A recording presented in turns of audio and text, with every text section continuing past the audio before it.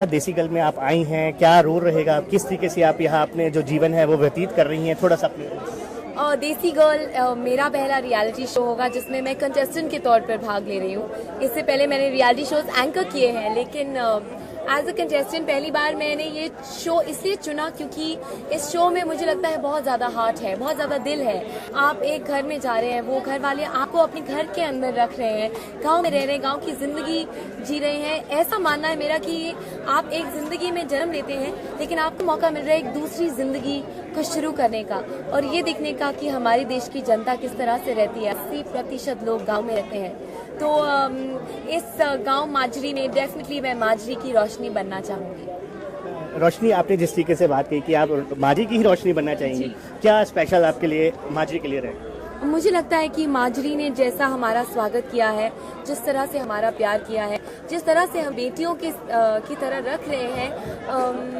ये गांव बहुत ही खूबसूरत तो है ही लेकिन बहुत दिल वाला है। ये एक बड़े दिल वाला गांव है ये, और मैं बहुत खुशकिस्मत समझती हूँ आपको कि मुझे मौका मिले गांव में।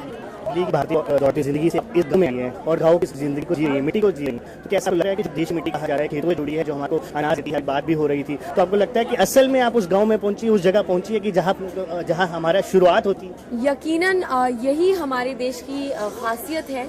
पहली रात जब मैं यहाँ पे आई थी, बहुत मुश्किल दिन था, कड़ी धूप थी और एकदम रोने वाली हालत हो रही थी, घर भी याद आ रहा था। एंड आई रिमेम्बर कि मैंने ऊपर देखा और आसमान में 1000 सितारे दिखाई दे रहे थे। और जब आप शहर में रहते हो, इतना स्मोक और इतना फॉग होता है कि आप ऊपर देख नहीं पाते, क्लियर स्काई जिसे कहते हैं। यहाँ पे आसमान, खुले आसमान में ठंडी हवा चल रही थी, चौबारे पर बैठे हुए थे और हम ऊपर 1000 सितारे देख रहे थे और मुझे लग रहा था कि हाँ, हम एक स्टेप भगवान के भी और करीब आ गए हैं, क्योंकि यही तो है जहाँ जो असलियत है हमारे देश की। देसी गर्ल की कोई चुलबुली बातें? चुलबुली बातें यही कहना चाहूँगी कि जो हमारे मुर्गियाँ पकड़ने वाला टास्क था उसमें मैंने बहुत बुरा परफॉर्म किया। मैं मुर्गी खाती भी नहीं, वेजिटेरियन हूँ, तो उन्हें पकड़ना और इस तरह से जकड़ना मेरे लिए बहुत मुश्किल था। लेकिन तो वो लड़कियों ने बहुत मजाक उड़ाया मेरा।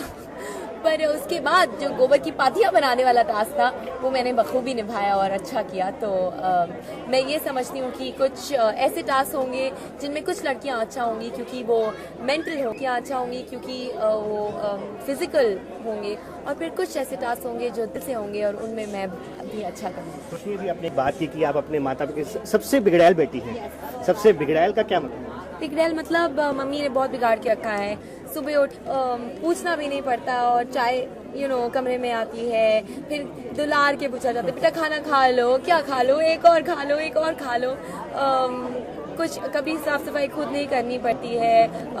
मुंबई में भी मेरा परिवार बहुत ही ख्याल रखता है मेरा, और एक्ट्रेस हूँ तो नेचुरली लोग वैसे ही देखभाल ज़्यादा करते हैं। तो यहाँ पे आके मैं अपने आप को और अपने परिवार को और सबको ये प्रूव करना चाहती हूँ कि अपना काम मैं खुद कर सकती हूँ, क्योंकि जितना प्यार उन्हें दिया है उस प्यार ने मुझे कमजोर नहीं, ताकतवर बनाया।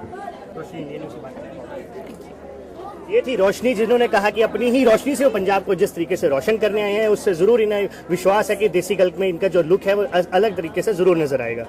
अंकुश महाजन, इंडिया न्यूज, पंजाब।